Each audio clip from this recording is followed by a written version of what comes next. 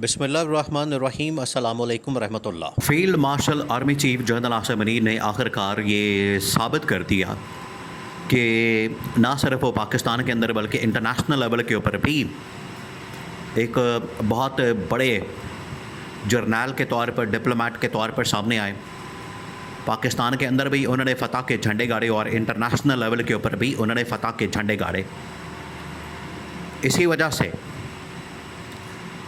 उन्होंने पाकिस्तान का नाम रोशन किया और ये ईरान और अमेरिका के दरमियान जो डील हुई है उसमें जो मेन मरकज़ी रोल प्ले किया है, बहुत बड़े लेवल की ये डील हुई है और इस डील को करवाने में जनरल आसिम ने सबसे बड़ा किरदार अदा किया।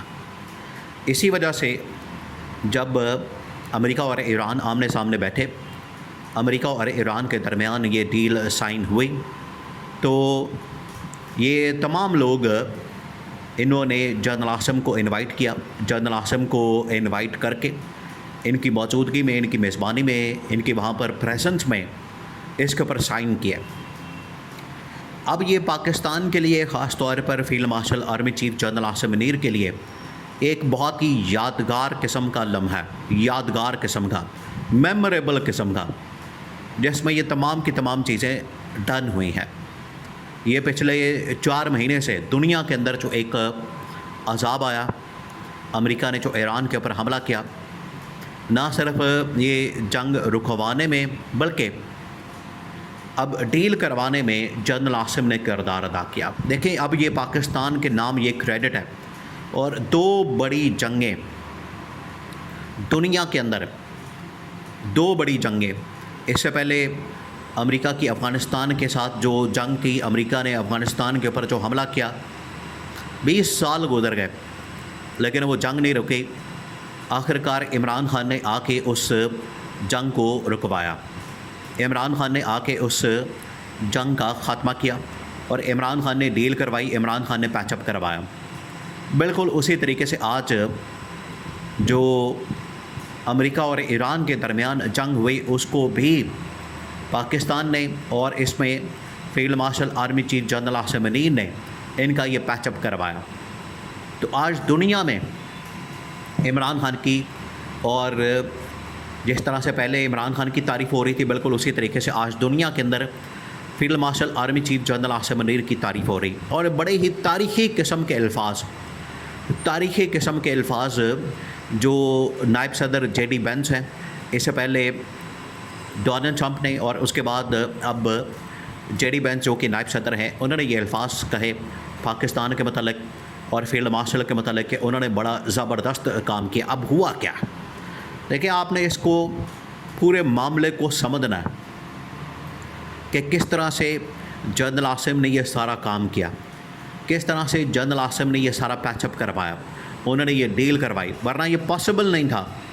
जितनी बड़ी बड़ी ताकतें इसके अंदर शामिल हो गई थी, सऊदी अरब, क़तर, कुवैत, ओमान, तुर्की, मिस्र, बरतानिया, यूरोप और अमेरिका का डायरेक्ट हमला, ये पाकिस्तान ही ईरान को कन्विंस कर सकता था और पाकिस्तान ने ईरान को कन्विंस किया और उसमें जो बड़ा रोल प्ले किया वो जनरल आसिम ने किया, फील्ड मार्शल ने किया। देखिए, जब ये जंग शुरू हुई, जब पहली बार अमेरिका ने ईरान के ऊपर हमला किया, तो अमेरिका को आइडिया हो गया, अमेरिका को अंदाज़ा हो गया कि इसने ये हमला करके, इसने ईरान के ख़िलाफ़ ये जंग छेड़ के कितनी बड़ी गलती की है, उसने ये जंग छेड़ के कितना बड़ा पंगा लिया। ये जंग उल्टा अब इनके अपने गले पड़ गई है, ये जंग इनके अपने गाटे फिट हो गई। ये अमेरिका को आइडिया हो गया, अंदाज़ा हो गया। इसी वजह से इससे निकलने के लिए इन्होंने किसी और मुल्क के साथ रब्ता नहीं किया, बल्कि डायरेक्ट पाकिस्तान के साथ रब्ता किया, यहाँ के फील्ड मार्शल के साथ, जनरल आसिम के साथ रब्ता किया। सबसे पहले डोनाल्ड ट्रंप के जहन में कौन सा नाम आया पाकिस्तान का, और उसने कहा कि इमरान खान ने हमें अफ़गानिस्तान की जंग से निकलवाया था और आज पाकिस्तान के अंदर इमरान खान जेल के अंदर मौजूद है, तो कम से कम यहाँ की जो मिलिट्री कमांड है उसको कहा जाए कि वो हमारा ईरान के साथ पैचअप करवाए। तो उसके बाद जनरल आसिम ने बहुत ही खुफिया मुलाकातें। देखिए आज गवर्नमेंट में आपको कोई नहीं नज़र आएगा, ना शहबाज शरीफ, ना फॉरेन मिनिस्टर इसहाक डार, ना डिफेंस मिनिस्टर ख्वाजा आसिफ, ये तो ना 9 में ना 13 में, तू कौन मैं खाम खा, किसी खाते में नहीं, किसी चक्कर में नहीं, इनका तो नाम ही नहीं, इनका तो नाम निशान नहीं, ये किसी खाते में नहीं आते।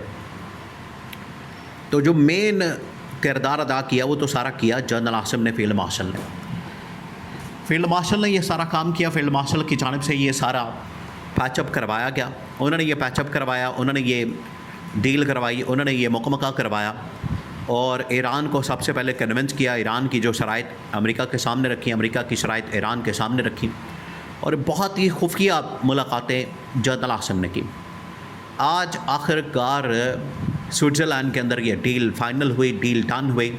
जो पिछले 3 महीने से मुसलसल राब्ते, मुसलसल सफारतकारी, मुसलसल इनके दरमियान जो मेल जोल था वो हो रहा था और आपस में डॉक्यूमेंट्स, आपस में एक दूसरे के साथ इंटरेक्शन, टेलीफोन के ऊपर बातचीत के ज़रिए, मुलाकातों के ज़रिए।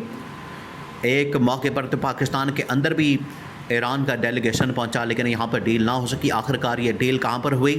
स्विट्ज़रलैंड के अंदर। तो स्विट्ज़रलैंड के अंदर नायब सदर ने, अमेरिकी नायब सदर JD वेंस ने जिस तरीके से उसने फील्ड मार्शल का शुक्रिया अदा किया और जिस तरीके से उसने तारीफ़ की, ये पाकिस्तान के लिए बड़ी तारीख़ी अल्फाज हैं, बहुत ही तारीख़ी अल्फाज। ये इमरान ख़ान के बाद पाकिस्तान के लिए दूसरा मौका आया और ये पाकिस्तान के लिए सेकंड अपॉर्चुनिटी है कि पाकिस्तान को इंटरनेशनल लेवल के ऊपर इस तरीके से रिकग्निशन मिली है। अब डिपेंड करता है कि इस मौके को, इस अपॉर्चुनिटी को किस तरह से इस्तेमाल किया जाता है। जनरल आसिम और मौजूदा जो सेटअप निज़ाम है इसमें से किस तरह से फ़ायदा हासिल करते हैं। अभी तक तो ऐसा लग रहा है कि इन्होंने कोई बेनिफिट हासिल नहीं किया, कोई फ़ायदा हासिल नहीं किया, इसमें से कुछ नहीं निकाला और इनकी जानिब से जो भी काम किया गया अभी तक ऐसा लगता है कि इसमें अमेरिका की या ईरान की विन विन सिचुएशन है, लेकिन पाकिस्तान को अभी तक इसमें कुछ नहीं मिला। तो अगर पाकिस्तान को इसमें से कुछ नहीं मिलता तो फिर कोई फ़ायदा नहीं।